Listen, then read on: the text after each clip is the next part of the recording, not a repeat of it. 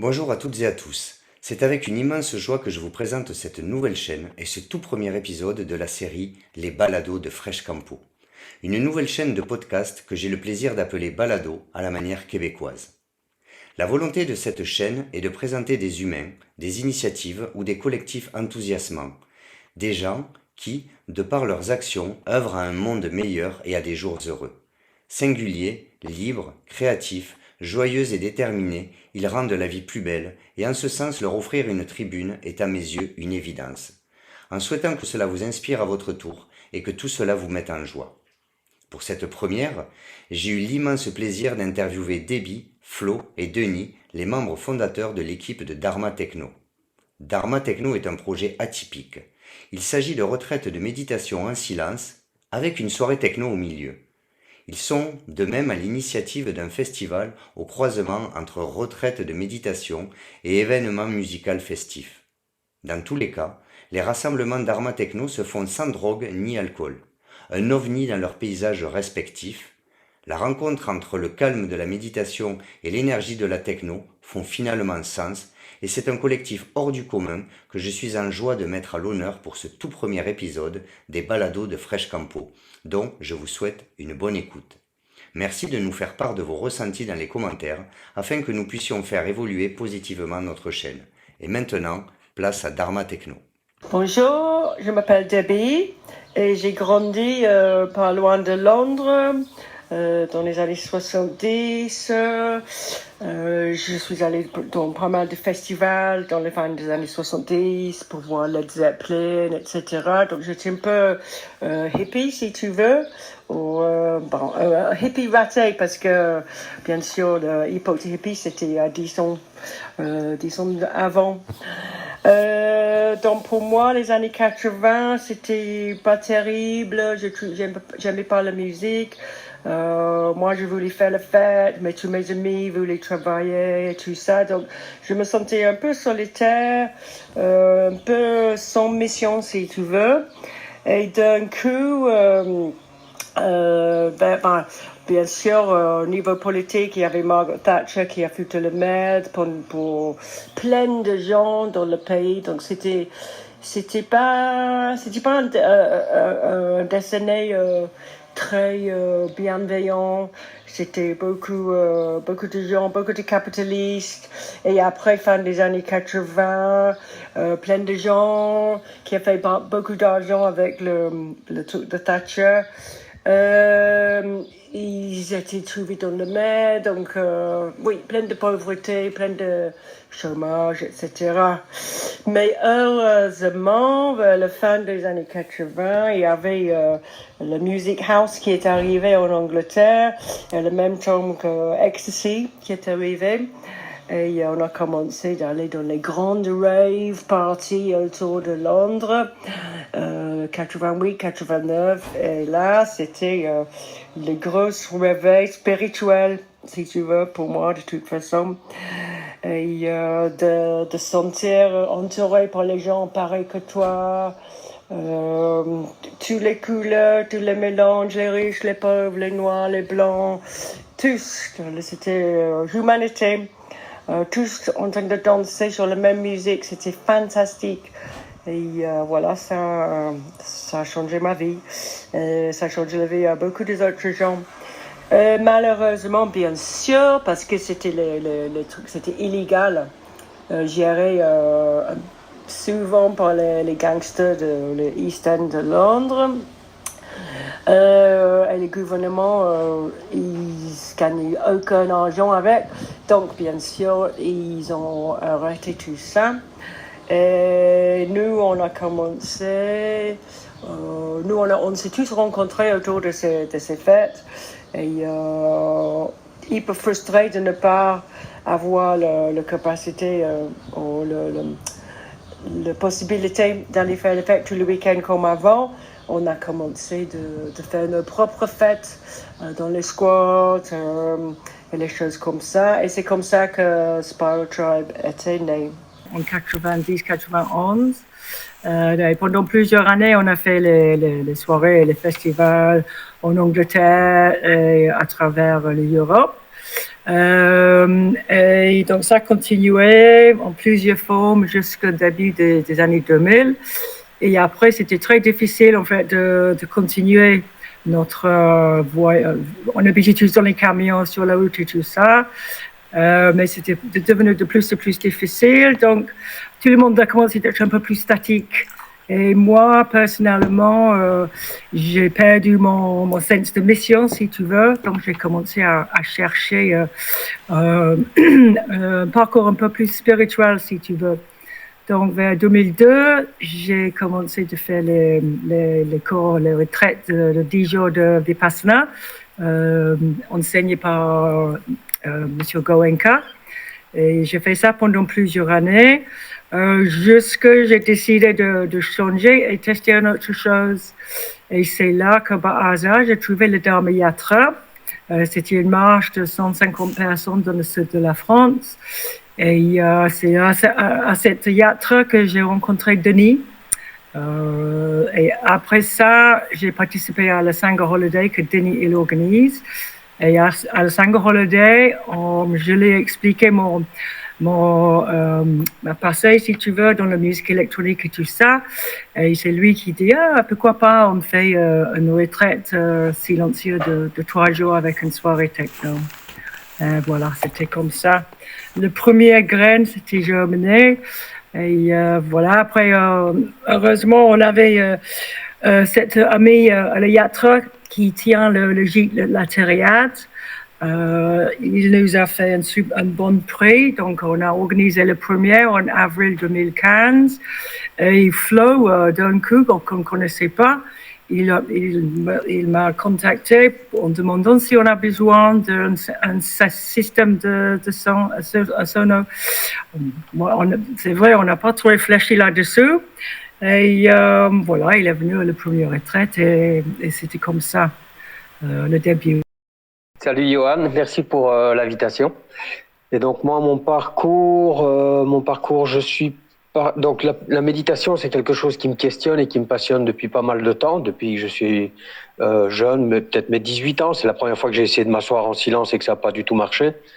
Et puis après, je suis parti plus tard, vers les 27 ans, après avoir fait plusieurs essais, je suis parti en Inde et avec déjà cette intention de recherche. J'ai moi aussi fait une retraite Vipassana de Goenka en 97, qui m'a bien lancé sur le chemin, qui m'a bien donné une expérience forte, très forte. Et en même temps, je sentais bien que c'était pas mon chemin, que j'avais besoin de trouver autre chose. Et du coup, j'ai pas trouvé d'autres enseignements qui me convenaient vraiment. Donc j'ai fait beaucoup de retraites solitaires. J'avais une petite maison isolée où j'allais passer les moussons chaque année. Voilà, je passais plusieurs mois tout seul. Et aussi, j'ai commencé à apprendre la musique classique indienne comme chemin spirituel. Donc j'ai rencontré un homme qui est vraiment super et qui m'a appris la musique, mais aussi toute une attitude de l'esprit. Et c'est bien plus tard que j'ai rencontré à nouveau des enseignements de méditation, aussi du Vipassana d'ailleurs. J'ai refait une retraite de Vipassana, mais plus le Vipassana enseigné par Goenka. Il y avait d'autres techniques qui étaient là aussi, qui venaient du bouddhisme. Et en même temps que j'ai rencontré cette tradition, j'ai aussi rencontré plein de gens en fait qui pratiquaient et avec qui il s'est créé des liens, des échanges. Ça s'appelle une sangha. Et du coup, j'ai continué en fait avec cette sangha à faire des retraites, puis avec d'autres enseignants. Et puis est venu un moment où on m'a proposé moi aussi d'enseigner. J'étais toujours en Inde, j'y ai passé plus de 7 ans. Et on m'a proposé aussi d'enseigner. C'est comme ça que j'ai démarré. Et puis quand je suis revenu en France, m'installer en France, et c'est là que j'ai rencontré ma femme, j'ai un enfant maintenant, donc j'habite ici, je n'habite plus en Inde, mais j'ai continué à faire ça, j'ai continué à enseigner la méditation aux gens qui étaient intéressés. Et peu à peu, voilà. Au début, quand j'organisais quelque chose, il y avait beaucoup de gens qui venaient de l'étranger et très peu qui venaient de France, parce que j'avais un réseau de gens que j'avais rencontrés en Inde, en fait, des backpackers, des voyageurs ou sac à dos. Et puis, peu à peu, la balance s'est inversée. Voilà, donc maintenant, quand je fais les retraites, il y a plus de la moitié des gens qui sont français, et puis il y a aussi des retraites qui ne sont que en français. Voilà pour ma petite histoire en bref. Super. Et donc, le troisième membre de l'équipe permanente, Flo, à toi. Salut Hugo et merci pour l'invitation. En tout cas, déjà, c'est super. Alors moi, mon parcours a commencé. C'est assez vieux toute cette histoire puisque en fait j'ai déjà un grand frère de 7 ans de plus que moi qui faisait déjà un peu de musique électronique quand j'avais 7 ou 8 ans. Donc on bidouillait déjà un petit peu tous les deux sur des séquenceurs 4 pistes sur un vieil Amiga. Donc ça a été ma première approche avec la musique techno. Après, ça s'est passé de manière un petit peu mystérieuse. Voilà, j'ai trouvé un caisson de basse à la déchetterie de mon petit village qui m'a fait me poser des questions sur comment ça marche, qu'est-ce qu'il faut un petit peu en plus pour que ça fonctionne mieux, etc., etc. Donc voilà, c'est ce qui m'a un petit peu amené dans la technique du son.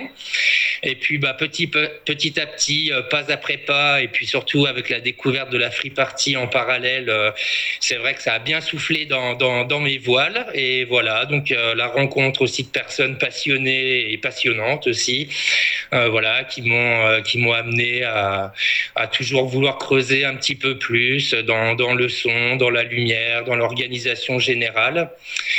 Et en parallèle de ça, j'ai toujours été très attiré par aussi ce qu'on appelle la spiritualité, enfin en tout cas le développement personnel et qu'est-ce qui se passe aussi au fond de nous-mêmes, au-delà des apparences, je dirais. Donc voilà, énormément de lectures quand j'étais jeune sur des bouquins du Dalai Lama, entre autres, ou enfin tellement de livres très passionnants.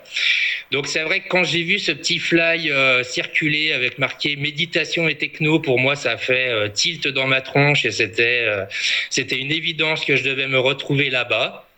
Et puis vu que cette passion du son et de la lumière m'a amené à que ça devienne mon gagne-pain.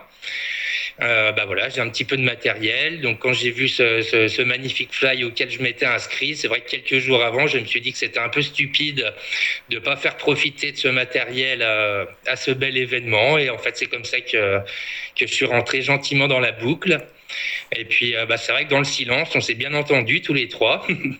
Et voilà, du coup, on marche ensemble dans cette belle aventure depuis. J'aimerais bien, Déby en a un petit peu parlé, mais j'aimerais bien qu'on aille un petit peu plus avant parce que pour beaucoup de monde encore, à part les gens qui vous connaissent, c'est quand même la rencontre de mondes qui semblent, enfin, qu'on n'imagine pas forcément marchant ensemble dans des projets. Donc, comment est née l'idée de créer les retraites Son, Silence et Danse, cette curieuse et improbable rencontre entre le monde de la méditation et celui de la techno? Je me rappelle donc quand on était avec Déby après le Yatra, la Sangha Holiday, que Déby me racontait son parcours. Notamment, ça m'a rappelé plusieurs choses. J'ai pas été beaucoup dans le monde de la free party, mais j'avais des amis qui y étaient plus. Je les côtoyais pas mal, et il m'a semblé rapidement, en fait, j'ai vu rapidement un lien dans le fait que ce soit la méditation ou que ce soit le mouvement des free parties, c'était une recherche de liberté qui animait en fait les participants. Et c'était des manières très très différentes en fait qui peuvent sembler antagonistes, opposées, mais c'est des manières de chercher une liberté. Alors une liberté à tous les niveaux, une liberté de se libérer un peu du carcan d'une société, mais ça peut aussi être de se libérer de nos propres dysfonctionnements, se libérer de nos névroses, se libérer de tout ce qu'on a appris et qui nous pèse. Et au final, en fait, c'est la même recherche. J'ai pressenti que il y avait la même recherche qui animait les gens qui allaient dans les raves et qui venaient à des retraites de méditation. Et de là, sur cette base commune, en fait, il y avait moyen de construire, parce que je pense que le plus important quand on parle de spiritualité, c'est l'intention, c'est qu'est-ce qu'on cherche vraiment. Et puis après, il y a plein de manières d'aller vers ce qu'on cherche, mais il faut qu'il y ait une espèce d'appel, quelque chose qui nous travaille à l'intérieur.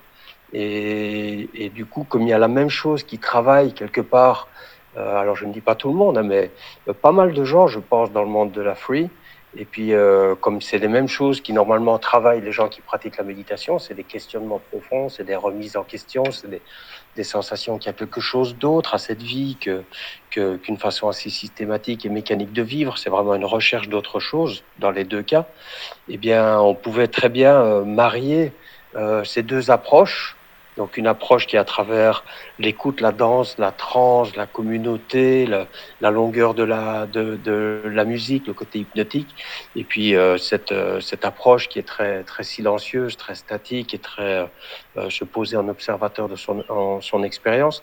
En fait, elles ne m'ont pas du tout semblé antinomiques, elles m'ont plus semblé antinomiques, elles m'ont semblé au contraire très complémentaires en fait. Je pense même maintenant après donc on sort de la 13e retraite, là, elle a fini il y a quelques jours, et je pense vraiment y voir une belle complémentarité qui permet peut-être aux gens qui ont toujours cherché à travers quelque part la danse, la musique, le mouvement, qui ont toujours mené leur recherche de liberté à travers ces moyens-là, d'apprendre aussi juste se poser, le non-faire, le laisser être, le non-mouvement, le côté complètement statique, où le corps ne bouge plus et l'esprit ne bouge plus.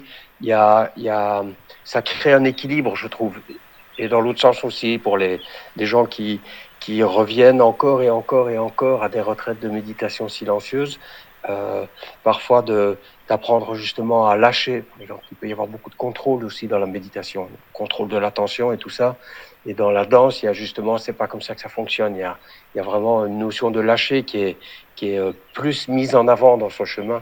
Et donc j'y trouve maintenant un très bel équilibre dans ce mariage.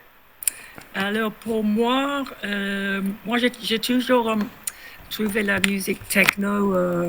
Pour moi, c'était une musique spirituelle, si tu veux. Moi, j'ai passé les heures devant les enceintes et j'ai vraiment rentré dans la musique. Et pour moi, c'était un peu comme la méditation, sans trop savoir ce que c'était, en fait, la méditation. Et je pense que pour beaucoup de gens, c'était comme ça aussi. Mais le problème pour le mouvement, en fait, c'est, comme je dis avant, on a perdu un peu la mission. Et la mission à l'époque, c'était de turn the world onto techno, de montrer le monde, de faire écouter toute cette nouvelle musique qui vient de sortir de Detroit, d'Allemagne, de Belgique et tout ça. Et, mais après quelques années, bien sûr, tout le monde connaissait bien le techno, tout le monde le jouait et tout ça. Donc, la mission, c'était un peu perdue. Et je pense que plus et plus des drogues ont commencé d'infiltrer, de prendre trop de place, en fait. Avant, si tu veux, c'était un truc pour aider, danser, machin, pendant la soirée, mais après un moment, vers la fin des années 90, pour beaucoup de gens, ça a pris beaucoup plus de place. Et beaucoup des addictions, plein de gens venaient les addictions. Et je pense que pour moi, personnellement, je cherchais de sortir de cette cycle, en fait, de sortir le week-end. On me cherche de quelque chose, on ne trouve pas, donc on prend un produit pour nous sentir mieux, etc., etc. Et donc, c'est pour ça que j'ai commencé de faire les stages de méditation vipassana. Mais là, après plusieurs années d'avoir fait, j'étais trop loin de chaque côté, en fait. J'étais loin de mes amis de techno et j'avais pas fait de nouveaux amis dans la méditation. C'est pour ça que j'ai cherché ailleurs. Et je trouve que, en parlant avec Denis, en fait, moi, j'ai vu, pour moi, j'ai pensé la retraite comme un moyen d'attirer les gens, un peu comme moi, si tu veux, qui peut-être n'auraient jamais pensé de faire la méditation silencieuse, mais parce qu'il y a une soirée de musique techno, c'est plus probable qu'ils vont attirer les gens. Et nous, on a pensé au début qu'on va juste faire une retraite, mais après mettre les liens pour les autres recherches, pour les gens pour tester tout ça. Mais les gens étaient tellement bouleversés, on a décidé de faire un autre. Voilà, c'était un peu comme ça. Il y a eu plusieurs retraites qui se sont enchaînées et puis est née petit à petit l'idée d'un festival qui serait au croisement, pour y avoir participé sur la première édition, qui serait un petit peu au croisement entre une retraite en silence la journée avec les caractéristiques bien spécifiques de Dharma Techno, à savoir des ateliers sur le mouvement, des enseignements de méditation et évidemment des méditations en silence. Et à un moment donné, on rebascule sur un festival plus classique, entre guillemets, avec de la musique, avec un dance floor animé et joyeux, mais avec cette spécificité héritée des retraites qui est pas de drogue et pas d'alcool. Donc on sait quand même si c'est pas pour le cas pour tout le monde, sans faire de généralité, que le milieu techno a un lien avec les substances psychotropes en fait. Comment vous gérez cet aspect-là? Qu'est-ce qui fait sens dans ce festival qui est à moitié retraite, à moitié festival, et cette nouvelle étape dans la vie de Dharma Techno? En fait, déjà, le festival, il est né en fait de constats, puisque en fait, à la fin des retraites sans silence et danse, donc on fait toujours un cercle de clôture afin que chacun puisse exprimer son ressenti. Et voilà, en fait, on avait souvent des retours comme ceux que je vais exposer. C'était qu'en fait, les gens disaient qu'ils connaissaient plein de gens qui pouvaient être intéressés par ce projet, mais dont le silence un peu poussé à l'extrême en fait effrayait un petit peu. Voilà, c'est vrai que c'est pas évident de se dire qu'on va se mettre 5 jours en silence, surtout quand on n'a jamais vraiment pratiqué la méditation. Donc ça, c'était le premier constat. Et le deuxième constat, c'était aussi que les participants verraient bien un espace ouvert comme ça aussi avec les enfants. Et en fait, de ces constats, en fait, on s'est dit comment on pourrait proposer un événement qui peut aussi amener des gens qui sont dans la curiosité de qu'est-ce que la méditation. Et voilà, de là est née en fait l'idée du festival où ça pouvait faire un espèce de petit tremplin pour venir découvrir et l'aspect de la méditation et aussi quelque chose d'un peu plus festif et aussi familial afin de pouvoir accueillir plus de monde aussi et voilà, peut-être ouvrir la porte en fait à ce monde de la méditation qui peut paraître un petit peu froid et surtout en fait hors de nos habitudes. Voilà, donc l'idée de ce festival est née comme ça. Comment on fait un festival où souvent à minima on va boire un canon avec les potes entre deux concerts? Comment vous gérez cet aspect-là? La manière dont on le gère, déjà pour rajouter à ce que Flo disait, c'est que aussi une autre attention pour le festival, c'est de pouvoir accueillir beaucoup plus de monde parce que les retraites, on est assez limité. Les gens vont plus en profondeur avec la méditation, donc on ne peut pas prendre un trop gros groupe pour pouvoir vraiment être bien avec tout le monde et suivre tout le monde. Et un festival, il y a une autre légèreté qui permet de prendre vraiment, et puis tout le format est fait pour pouvoir accueillir là, à une retraite, on peut être maximum une trentaine et un festival 300. Donc comme il y avait beaucoup de demandes, c'était aussi pour pouvoir proposer et accueillir en fait cet enthousiasme qui est grandissant. Et puis par rapport sans drogue et sans alcool, en fait, c'est pas tellement compliqué à gérer parce que les gens qui vont venir à Dharma Techno viennent déjà avec une certaine attention. On essaye de toujours bien communiquer, que les gens comprennent bien que c'est un projet. Ça ne veut pas dire qu'on est contre la drogue ou contre l'alcool. C'est pas une question d'être contre ou pour, mais c'est qu'on a envie d'essayer de quelque chose de différent et de ne pas toujours répéter les mêmes choses. Et ça, on le communique très bien. C'est très important pour nous que les gens s'engagent. Et puis, comme c'est bien communiqué, déjà, il y a les gens pour qui ça ne résonne pas du tout, ils ne vont pas s'inscrire normalement. Et puis, c'est un festival qui est quand même sur inscription préalable. Ce qui fait que les gens s'engagent en fait à venir du début jusqu'à la fin. Hein, c'est pas un festival où on peut venir le deuxième jour, où on peut partir avant la fin. Donc on essaye quand même de créer une dynamique de groupe. Et du coup, tout ça fait comme c'est bien communiqué, comme les gens s'engagent du début jusqu'à la fin, comme sur le site, il n'y a absolument aucune vente d'alcool, ni aucune vente de quoi que ce soit d'ailleurs, en fait, parce qu'on dans le prix du billet, il y a aussi de la nourriture, et du coup, comme ça, on ne doit pas dealer avec l'argent. Et l'argent, c'est pas non plus quelque chose à laisser en dehors de la spiritualité. On en parlera peut-être plus tard, Johan, si tu veux.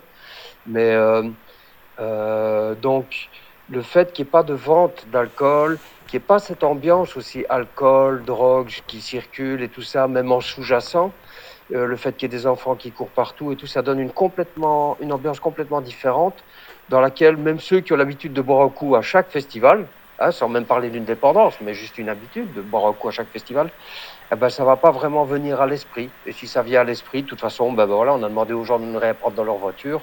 Il n'y a pas absolument aucun bar aux alentours. Donc voilà, ça vient à l'esprit et puis ça s'en va parce que c'est juste pas possible. Et voilà, et j'ai l'impression, alors on va pas vérifier partout dans les voitures, fouiller tout ça, c'est pas du tout l'ambiance qu'on voudrait créer, mais j'ai l'impression que c'est très bien respecté en fait. Et il y a vraiment une ambiance où les gens sont engagés dans quelque chose de différent, comme ça a été bien communiqué, je trouve que ça se passe bien. C'est le papa qui va parler, puisque ayant vécu ce festival-là, moi je sais qu'il y a des festivals où j'aimerais aller avec mes propres enfants, et il y a des fois où on sent que c'est un peu limite en termes du public, où il peut y avoir des excès qui sont pas bons pour les enfants, et c'est vrai que c'est quelque chose qui est hyper confortable en fait, de pouvoir savoir qu'il y a les enfants, non seulement ils sont les bienvenus, mais en plus, il y a des activités qui sont mises en place en direction, vraiment qui sont là pour eux. Et ça, c'est vraiment très chouette. Est-ce que vous voulez nous en parler un petit peu? Cette année, en fait, là, ça va être la troisième édition du festival. Donc, les deux premières éditions, donc les activités proposées pour les enfants étaient gérées par une école de cirque, donc de la région où se situe le festival, donc de Chalon-sur-Saône. Et donc là, cette année, il y a une petite, voilà, c'est une nouvelle structure qui va accueillir les enfants pour cette édition. Et donc là, cette année, il y aura du cirque proposé aux enfants, mais il y a aussi de la musique, un enseignant de musique en fait, donc qui va en fait donner quelques petites techniques aux enfants pour faire de la musique assistée par ordinateur. Et on a aussi une intervenante cette année en théâtre qui fait beaucoup de théâtre en théâtre d'improvisation. Et voilà, donc en fait, il va y avoir plusieurs groupes qui vont tourner au fur et à mesure des jours du festival. Et chaque enfant pourra s'essayer à ces différentes pratiques. Et aussi cette année, l'idée c'était aussi de faire un lien vraiment très fort entre ce que les adultes, les grands peuvent vivre sous le chapiteau de méditation et ce que les enfants font de leur côté avec les animateurs. Et donc pour créer ce lien, il y aura aussi des petites séances de yoga doux pour enfants aussi en matinée, voilà, d'éveil du corps, de quelques respirations conscientes, voilà, histoire de vraiment créer un lien en fait entre les deux chapiteaux principaux du festival. Et donc cette année, je ne l'ai pas précisé, c'est la Petite Mandarine, l'association La Petite Mandarine, qui prendra en charge toutes les activités pour les enfants. Bah, chouette, c'est vraiment une belle initiative. Est-ce que sur cet aspect-là, quelqu'un veut rajouter quelque chose? Chaque année, on essaye de choisir le musicien assez différent. La première année, on avait un groupe qui jouait la musique indienne. On avait un moine japonais qui était aussi DJ techno. Et donc chaque année, voilà, on a les musiciens de différents styles, mais avec la musique électronique qui est à l'avance. Il y a Fredo qui est derrière Flo là, qui joue tous les ans. Il est notre résident, si tu veux. Et cette année, on a un plateau assez intéressant avec deux femmes qui vont jouer, Misty Cree et Tilda. Ok, alors il y a un trait de caractère qui est vraiment propre à votre organisation et qui est particulièrement intéressant. c'est qu'il y a énormément de transparence sur le coût. Denis disait tout à l'heure que la question de l'argent n'est pas toujours traitée dans le cadre de la spiritualité. Et en fait, comme l'observation de ce qui est, l'argent est, et ça prend beaucoup de place dans nos sociétés, vous avez un mode de fonctionnement qui est très particulier et très transparent. C'est-à-dire que quand on arrive sur une retraite et sur le festival, on sait à peu près quel est le coût réel en termes de charges fixes, la location des bâtiments, le coût de la nourriture, etc. Et il y a une partie qui est laissée au libre choix et au libre choix en conscience des participants, que ce soit pour le festival ou les retraites, c'est ce que vous appelez la dana, la donation en fait, et qui permet à tout un chacun de participer à hauteur de ce qu'il peut, de ce qu'il veut, en termes de soutien. Et c'est une initiative qui est particulièrement intéressante. Donc il y a deux questions qui vont suivre. La première, c'est est-ce qu'avec ce mode de fonctionnement, vous arrivez à vous y retrouver ? Et j'ai perdu l'autre question qui va avec.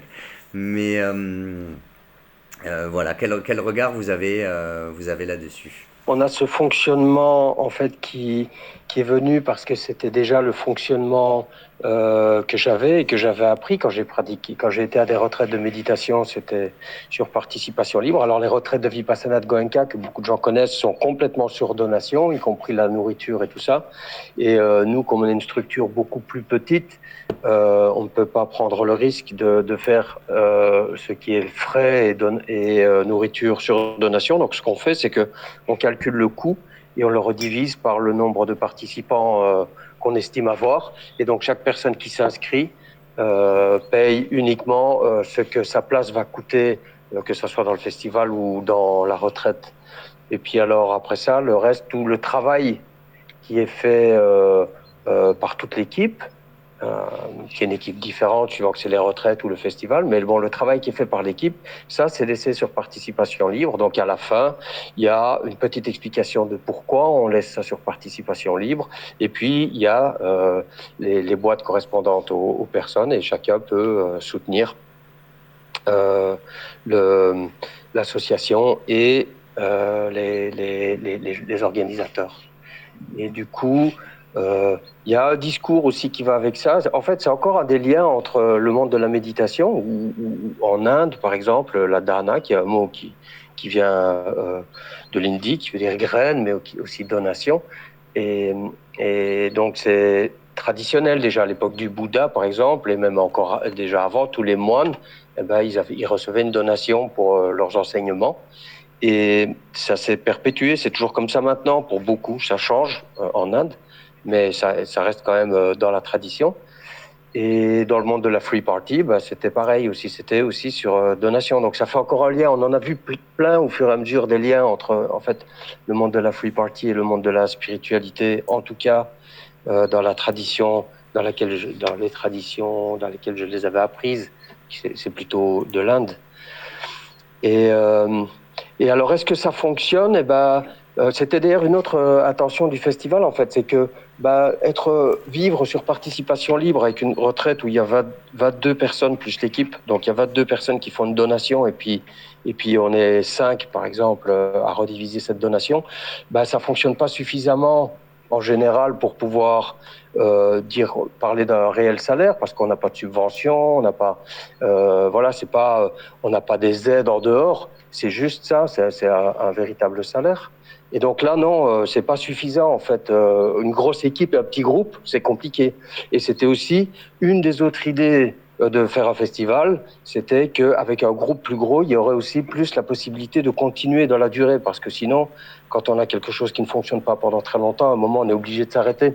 Et c'est souvent ce qui se passe, et c'est ce qui s'est passé avec la free party, je pense.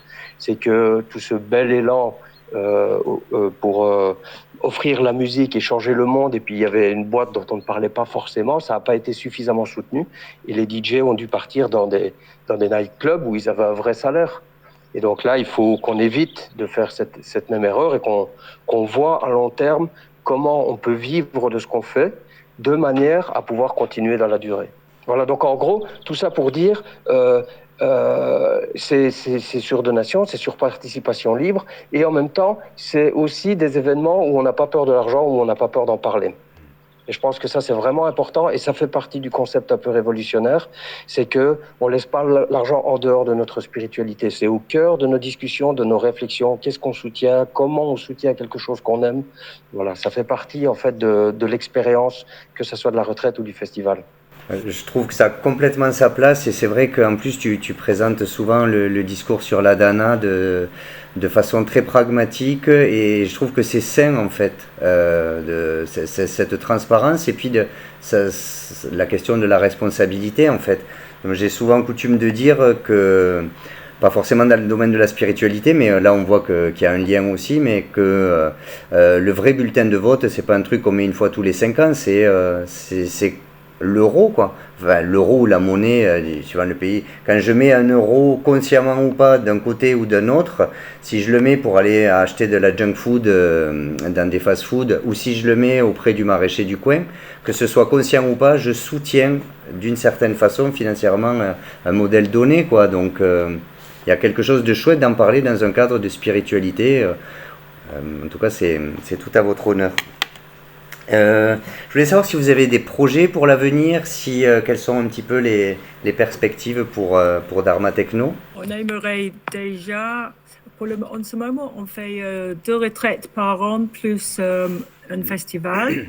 Avec les retraites, on est un peu limité à le nombre de personnes qu'on peut accueillir à cause du gîte. Donc, on cherche un autre gîte un peu plus grand, comme ça, on fait une petite où on fait d'habitude et une autre un peu plus grande pour accueillir les gens parce que, par exemple, après le festival, il y a plus de monde qui sont intéressés de venir tester les retraites.